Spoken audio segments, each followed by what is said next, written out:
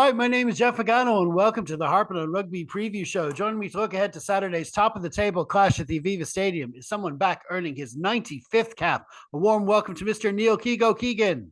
We are getting close to you getting that grant money for having me hanging around from the European Union. So fair play to you. That's it. No one told me about that. I have to look into that. No, seriously. No, listen. Before we get to the match, Keego, we had the Ireland squad for November Yeah. announced during the week. What'd you make of it? I love the play uncapped who are coming in to train with the squad, which is great down the line. I think Doris being captain is brilliant while we still have O'Mahony in the squad. Just finished reading Sexton's book there as well. So like there's so many leaders around for him to lean on. Excuse me. That I think it's great. I think he's a long-term captain, and again, he's in there this weekend, leading from the front. So I think they're the big things. I think it's a great squad. I think it's a young squad, and I think we're utilizing our assets. If you don't mind me bringing my work language into this, we're utilizing our assets well with the players who are maybe in towards the end of their Ireland career. So yeah, very happy, very positive. Yeah, a lot of synergy going forward, and We'll that's circle back to this next yes, time. Yeah, exactly. yeah. We'll circle back and liaise with the right people. No, it's a good. It's always interesting when a squad's announced. And when you look at our last test outing against South Africa and the team that, and particularly, I know we're Leinster fans, but it was Jamie Osborne and Kieran Frawley were kind of the story of that series. It's like how can you drop them now? And you look at the other players who are injured or are coming back. So there's a lot of selection headaches. I'm very just one name I'm happy that made it for the squad was Calvin Nash. I was glad he was back fit for Munster because it would have been a shame. He did well in Mac Hansen's absence. And I wouldn't Yeah. want this assumption that as good as Holland Hansen is, that he's just going to drop right in. So it's good to see them both competing for that spot. Obviously, from a Leinster point of view, it's interesting to see Sam Prendergast in the Yeah. team. It's interesting not to see the name Byrne in the team at all. That's it's unfortunate for them, but I do really honestly do think that the way forward for Ireland at number 10 is between Crowley, who no doubt has the jersey, he's in possession of that 10 jersey, but there's strong competition coming up behind him with Frawley immediately and Sam possibly even more in the future. So to see the three of them training for this squad would be good. And just another shout out, we were talking about potential Lions bolters on our last YouTube video, and Keno pointed out as well. Keno and Connor pointed out some great options, including Cormac Izuchukwu from Ulster as well, who's an uncapped player in the squad, and he's definitely got a high ceiling on him as well. You're talking about Peter O'Mahony coming to the end of his career, looking for future sixes, and Yeah. he's definitely one of them. So a really interesting squad all around, and like you say, the training panel as well. Tom Clarkson, Alice Candellin, Shane Bolton, Jack Boyle, Gus McCarthy. That's all names that get some really great experience with that squad.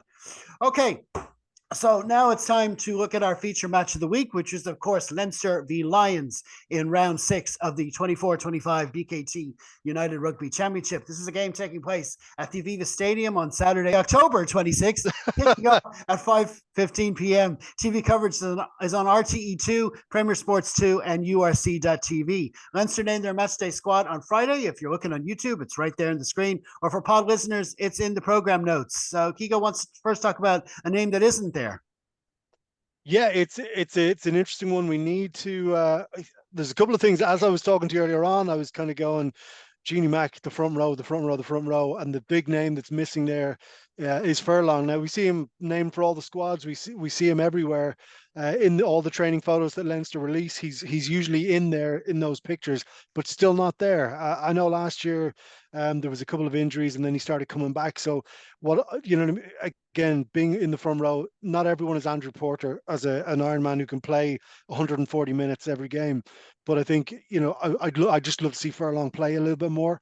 Again, maybe there's an injury or something there, but the more he gets into the boots, the better he is. And it just as we get into November, we get into Europe, all that sort of stuff.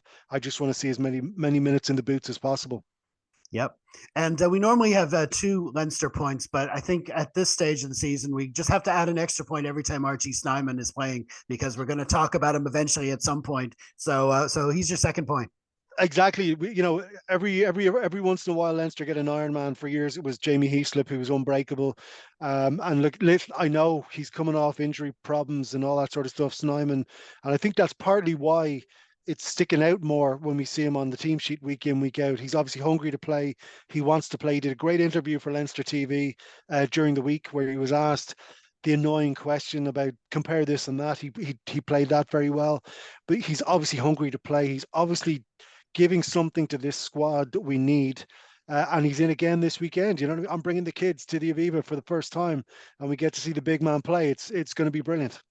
Yeah, it's great. I saw a stat there that now I don't know if this confirmed, but if he starts for Leinster, that means that we have more Springbok caps in our team than the entire Lions side. But listen, he's definitely shown his class so far, and we look at great locks, import locks that we've had in the past, Nathan Hines and Brad Thorne and all that kind of stuff. He seems to be the benefits of those almost combined in what he can do. So, like you say, we just hope he stays fit. Your third point is about Ryan Baird. Yeah, absolutely. Again, similar to Furlong, I love watching him play, love seeing him do his thing. He's massively athletic, massively quick, and he's in there beside Snyman. So, you know, Ryan plays a slightly different game. Big Joe plays a different game. Snyman plays a different game. And Baird is another threat there. Like he's probably the quickest of all of our second rowers, probably the quickest of the back rowers as well. And like so it's going to be a different threat there in the second row. It's great to see, and it's great for him that he can play in both positions. Like I know we've 100 back rowers, but not all of them can do what Baird does. You see the job, was it La Rochelle or the couple of big games he was brought into last season just to do one job. So it'd be great to see him. I hope he gets quite a big chunk of game time to show off because he's a class operator. Yeah, the 5-6 kind of player is really important to Leinster and Ireland rugby. You've seen Tide Burn do it many times as well. So he's definitely good for that role. Yeah, interesting lineup altogether. The name that sticks out for me is Hugh Cooney. He's impressed obviously for the under-20s. He was on that emerging Ireland tour. He was on the bench last week. He had a good partnership with Hugh Gavin in the centre before, but now he's getting his debut. And what a better start to be alongside Robbie Henshaw coming back to the side. It's a completely new centre pairing. So that'll be interesting to see how our defensive systems are now, because this is a brand new center pairing. It's very important how their anticipation of what the other team is doing. We're up against a good offloading team, so it'd be definitely a strong test for them. But overall, it's a really good mix of a side. I think it's key that we have such a strong Champions Cup ready back row against any South African side, Deegan, Van der Flair and Doris. But there's a lot of younger players as well around. Sam Prendergast at 10, Gus McCarthy, a lot of it's that classic cliche mix of youth and experience, but it is the case here. So we'll see. And Charlie Tector back as well on the bench. That's a big plus. It's great to see him back. Okay, so now it's time to have a quick look at the Emirates Lions. The Johannesburg-based franchise fell just short of the URC playoffs last season, finishing 9th, and they lost to Benetton in the last 16 of the Challenge Cup. Back home, their Currie Cup side were recently runners-up to the Sharks in the final, and so far this season in the URC, they defeated Ulster, Edinburgh, Dragons, and Zebra, making them and Leinster the only teams left with 100% records. What do you make of their team, Keego? Yeah, it's great to have a top of the table collision so early in the season. I love their front row. I've been talking about front rows more in the last 3 weeks than I have in the last 3 years, but I think it's because Leinster are trying to get Slimani up and running, and Milne getting some game time into his boots. I think that's where a lot of these teams will look, because it's not Porter, Sheehan and Furlong. But like the gap there is not a big gap, but you can see that they're ready to rock in that front row with Botha and the surname that I can't mention. But it's like absolutely they're coming for blood, and they're going to go for it. I like their number 9 as well. They're the the 4 that are sticking out to me: the front row and the number 9. Yeah, I mean, I said earlier about the Springbok caps, and that they won't have a lot, but that's not always a bad thing, because it means that they play together a lot more, and they've really impressed. They were lucky against Zebra, but they still ground out the win, and they can, if you give them half a sniff of any kind of broken play, they can go from one end of the pitch to the other in the blink of an eye. So we really need to stay on top of them. We've kind of got into this habit over the past few weeks of getting off to fast starts. Yeah. Early couple of tries, bonus point wrapped up, but the latest by the 50th minute, and that's great and all, but we need to keep that kind of consistency going. And like I say, new center pairing, that could be somewhere that the Lions could look to exploit if we don't get those defensive standards going as soon as possible. So fascinating contest all around. Okay, quick look at the referee or the officials there. Craig Evans is holding the whistle. There's Irish assistants and a Welsh TMO. The weather for D4 on Saturday evening is called mainly clear, which you'll take on any day. Not too much wind, not too much rain. So to be an evening in the Aviva Stadium should be good. Summertime, that's what that's Fingers called. crossed, It's please summertime. God. Yeah, it's amazing. We're not too far from November. Okay, you just don't know what it's going to be doing.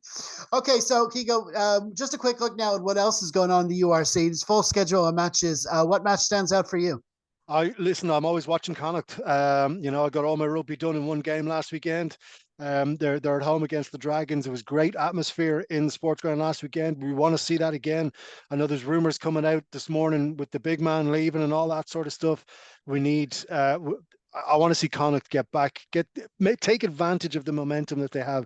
They didn't play badly last week, but there was a little bit of urinating on their own feet just to feel warm. It wasn't, they were undoing a lot of good work, as you said last week as well. So I want to see momentum back in there, and I want to see them get a good score against the Dragons.